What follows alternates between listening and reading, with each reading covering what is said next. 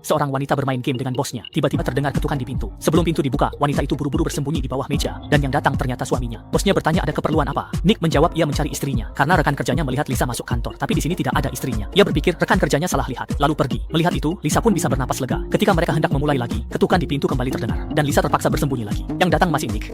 Masih ada urusan pekerjaan perlu dilaporkan kepada bos, katanya sambil mendekati tempat persembunyian Lisa. Bosnya ketakutan dan segera berdiri menghalangi di depan Lisa. Mengusir Nick, bosnya berkata pekerjaan Nick sangat bagus dan segala keputusan Nick bisa memutuskannya sendiri tanpa harus melalui dirinya. Mendengar itu, Nick sangat senang. Namun, saat ia meninggalkan kantor, ia melihat jepit rambut istrinya. Meskipun ia sadar kemungkinan besar istrinya telah mengkhianatinya, Nick penakut tidak berani bertanya. Ia hanya bertanya sekali, "Hari ini kamu di mana?" Tak disangka, istrinya marah besar dan membanting peralatan makan.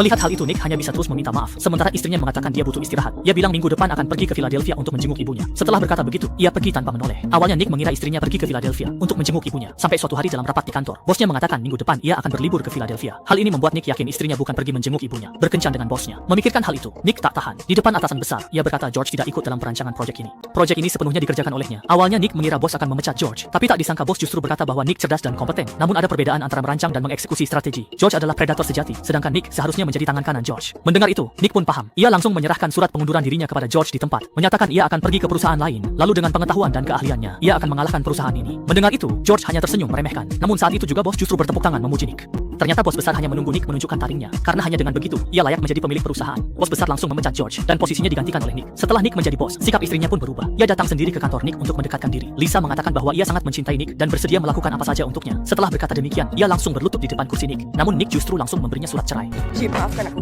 Aku tidak. Waktu dengan kayak dan dia lagi